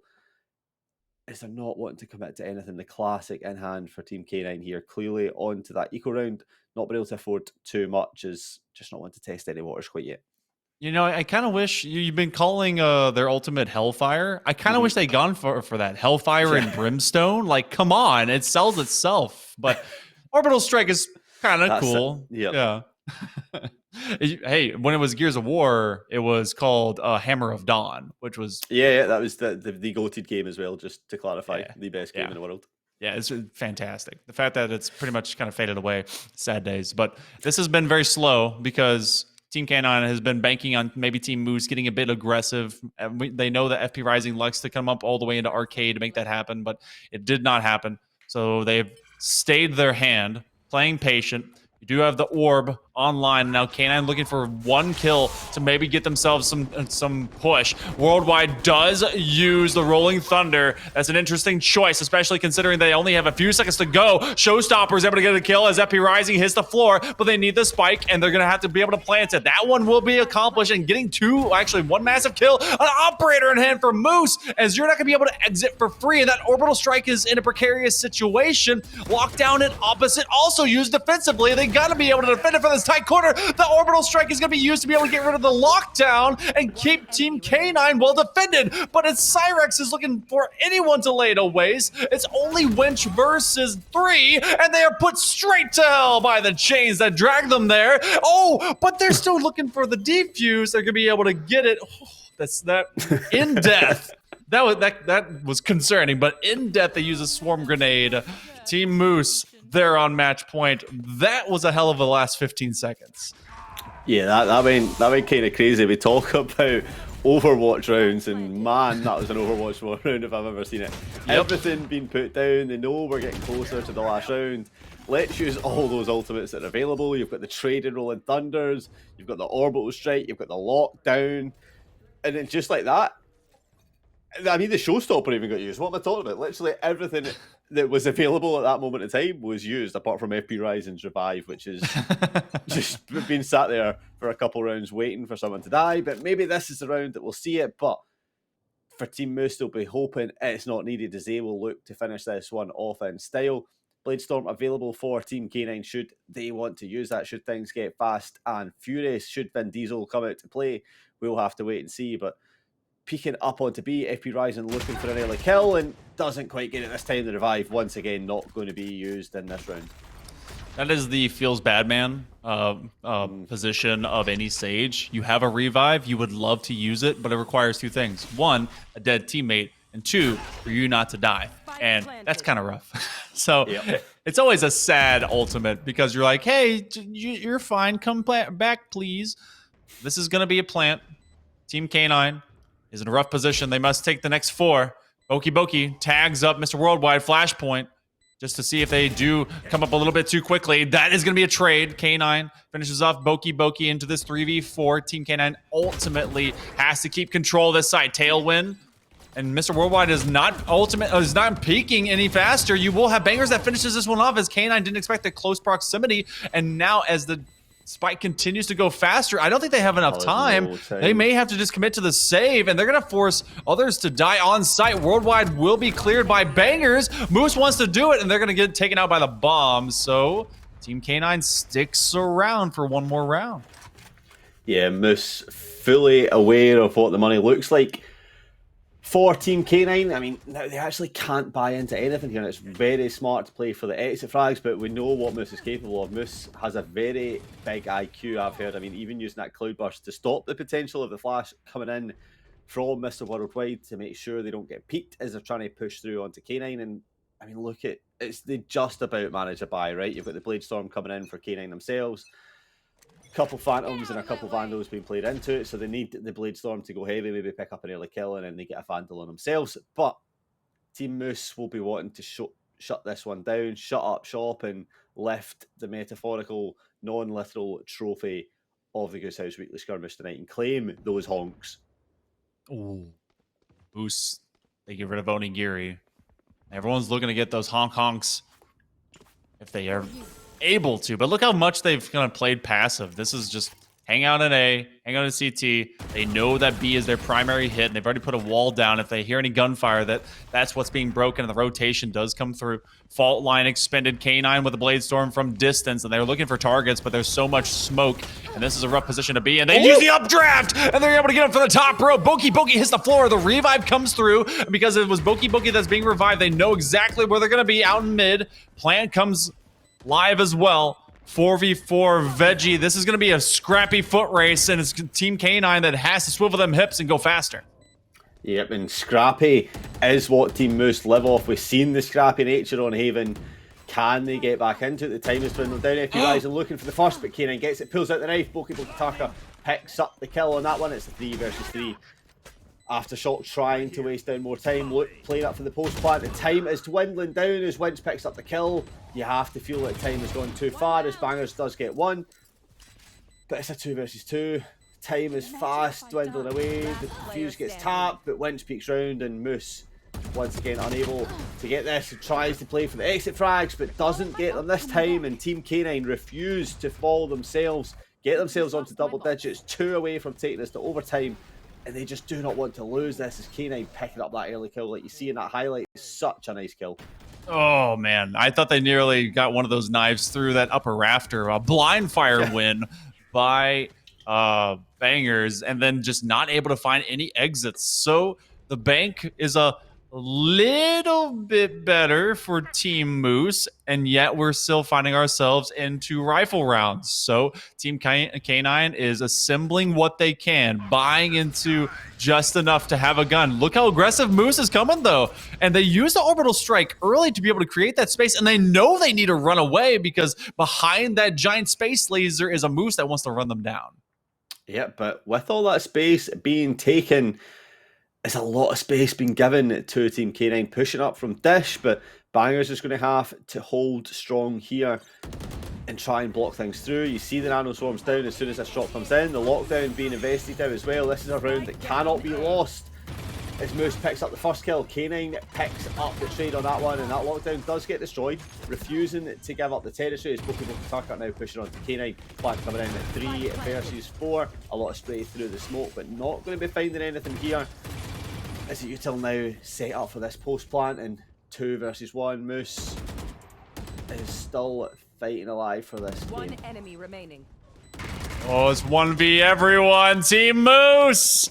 They were able to get aggressive. They had the conga line, and you thought Team K9 would actually be able to find it. But off of the delay, it allowed the rotation for Team Moose to be able to come on back. Though it got scary at the end, the investment for the long term is able to play out. And so it will be Team Moose that takes the championship. Veggie hot dog. Actually, is that veggie? Yeah, I think it is. A little bit of extra mustard that we get to see on you. How did that all play out for us? Well, you know, it was scrappy at the end, but Team Moose, I'm dangling here. I can't quite get myself set up here. But Team Moose are victorious. We've seen them perform very well on Haven, and once again, we see them perform strong on Fracture. And, you know, Fracture I like being split out of my bun, so split me up, Fracture. And, yeah, good game. Good games all around. Oh my goodness. Congratulations over to Team Moose. And I'm sure they enjoy hot dogs as much as we enjoy ourselves a veggie one. So they're able to take this week's skirmish. They're going to have some awesome Red Bull going to them. Let's check out how exactly everything happened today. Let's check out the highlights from today's match as we go into as well. Fracture, heck of a match. Honestly, Team K9 looks like they were unstoppable, but Team Moose looked much the same when they eventually got to their half, but op plays all around. K9 was looking just unbeatable. Yeah, there was moments in this game, insanity from both sides. And you know, it's actually a fairly even match, a fairly even map up, and you've seen both teams bring out the big guns and show exactly what they were capable of, but Team Moose standing tall, fighting strong, and pick up that W tonight, and they'll be feeling good about it. Oh yeah, definitely. Oh man, some of these defensive plays you recognize just kind of got sussed out. FP Rising continues to be so ratty, and Bangers being reminded exactly what some AoE damage can do. They can dish it out, they can't quite take it, but it was the comeback story by Team Moose, and then being able to stomp out any kind of hope for the same thing. Look at this shot though, updraft, Blade Storm hit him straight in the forehead onto Boki, but that was the last highlight for Team K9 that we get to see as the rest of it becomes a big awards and of course big accolades over to Team Moose. I want to thank everyone that's able to join us tonight, and of course all of you out there, if you want to be part of some of these skirmishes, hey, join the Discord, discord.gg/TGH. You can be able to find the Goose House right here, this channel, as well as on Twitter. And of course, thank you so much to our awesome production. We have Deshezi, Jay, and Embry. They're able to make it all happen. And of course, yourself, Veggie Hot Dog. It's so great to be able to jump back in the booth with you, man. Yeah, always an absolute pleasure with yourself as well. And I look forward to the next time that we come back. Hey, it'll be next Monday, depending on who's going to be casting. I know that everyone's going to be here and you guys having a great time. If you want to see some League of Legends, though, that's going down same time tomorrow, same channel as well. I'm Hell Monkey Man. This is Veggie Hot Dog. You have been awesome. We'll see you next time.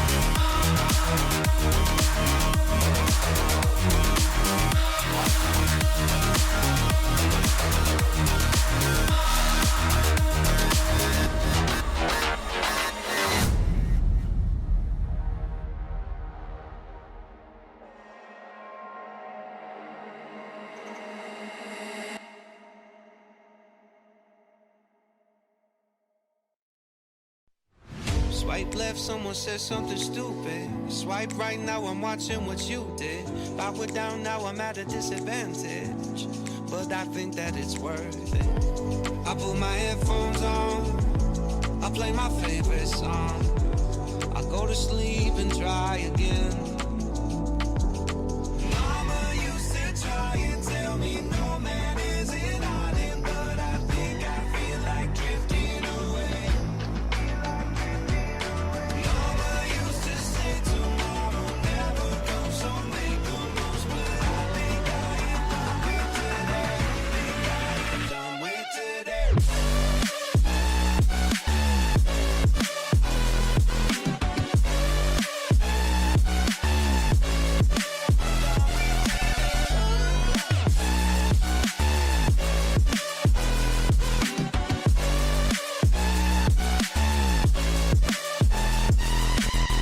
Boss says, man, you gotta make an effort.